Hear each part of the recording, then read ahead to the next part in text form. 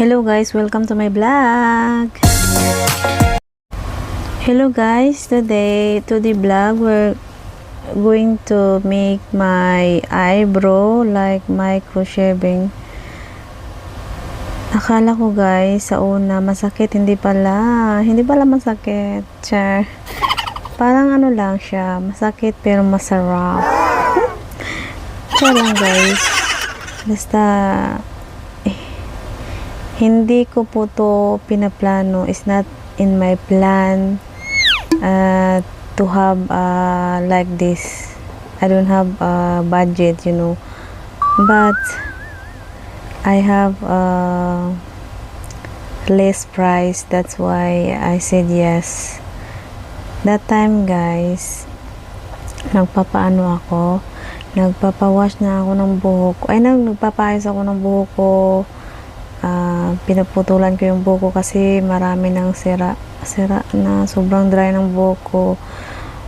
Pagkatapos yan guys is parang naengganyo ako na sila ng kilay, gagawa sila. Ayun, sinubukan ko naman at maganda naman po yung kinalabasan. Ayan nga, habang ang kulit-kulit ko, baka nakukulitan na siya sa akin. Wala kasi akong stand na pang-hold ng phone ko, kaya yun, hanggang sa matapos hawak-hawak ko yung camera habang gumagawa siya. Minsan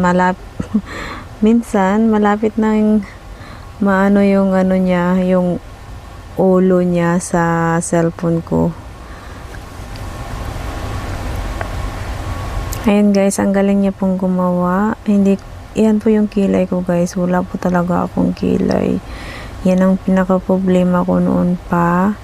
That is my problem myself, that I don't have really eyebrow. I don't have eyebrow. So eyebrow is life.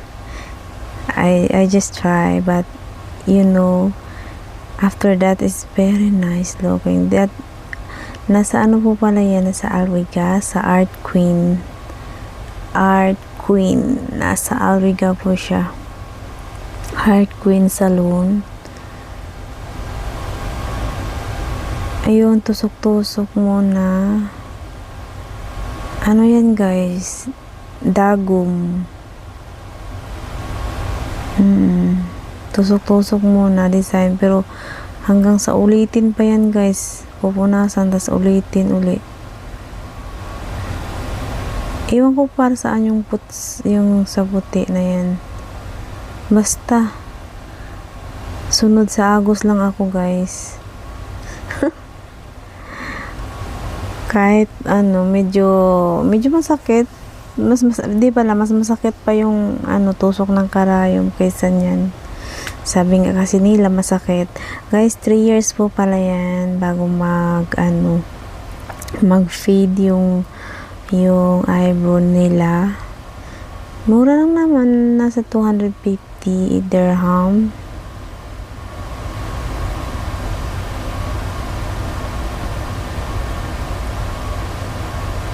Ang ganda.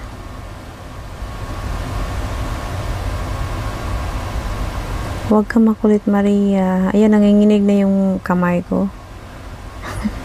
Diba ang ganda? After that guys, ang ganda talaga ng kinalabasan. Promise. So, hindi na ako mahirapan kilay-kilay every time na aalis kami ng amo ko.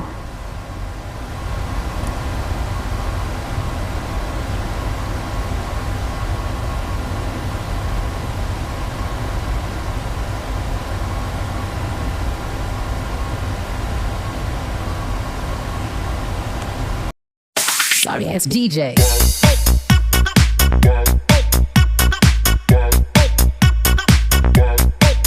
Ayan guys, nabunan niya ng puti muna.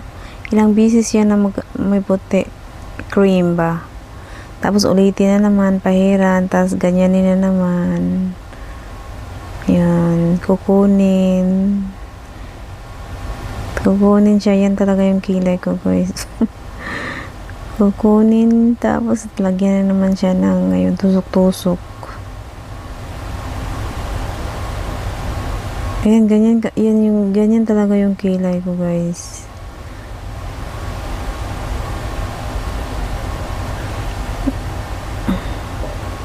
Sana nilagay ko na lang yung camera, no?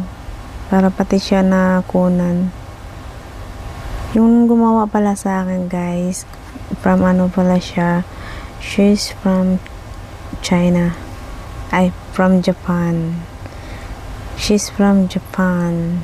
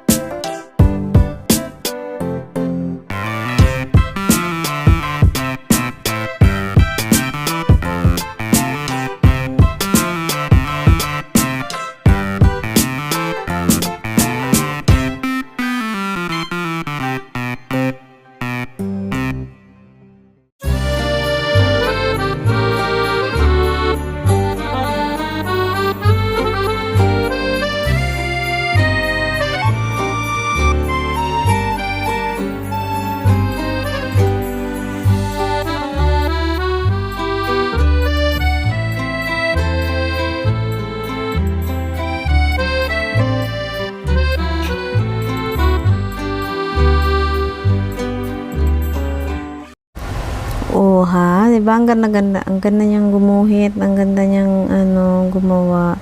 First, guys, umupo muna ako niyan doon sa upuan sa labas. Tapos ginuhitan niya ako. Tapos pinakita niya sa akin kung okay ba. Sabi ko, kung magustuhan. Ikaw yung pipili, guys, kung anong maganda. Sabi ko, kayo nang bahala kung anong maganda sa mukha ko. Kaya yan, siya na yung gumawa para sa akin. Ayan, nilagyan ng cream tapos uulitin na naman siya. Grabe, no? Ang hirap pala gawin. Ayan talaga yung shape ng kilay ko, guys. Kulay pala yung nilagay niya, guys. Kulay. Yung cream. Ayan, ganyan talaga yung kilay ko, guys. Ang pangit. Tsaka, sobra. Iwan ko bakit ganyan yung kilay ko. Nung ano ka, ang kwento kasi na niyan, guys. Nung GS from yung bakla nag-ano sa akin ng kilay na design. Ayun, yung nakatingin siya sa kabila at habang nagkikilay, nagbi-bled, ay lahat ng kilay ko ano niya ba, na-bleed niya ba. So, yan ang nangyayari. Kaya yung kilay ko manipis. Maganda, diba? Tingnan nyo. It's very nice. I love it. Guys, please like and subscribe. And also, thank you for watching. I appreciate it much. And nice to meet you all. God bless you guys.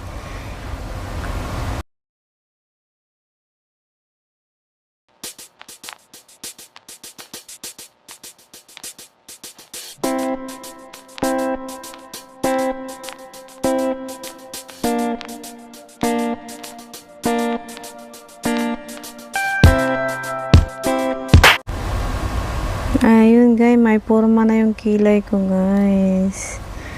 For me lang ha, maganda na siya. Pero ewan ko ba, pangit kasi ng mukha ko. Kahit anong ano.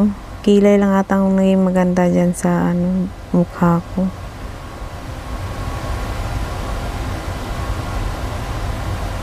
Kakaligo ko lang yan guys. Ayan, kakaligo lang ng buhok ko. Ayun guys, thank you for watching. Dana po. Hope you like it guys. Thank you for watching. God bless everyone.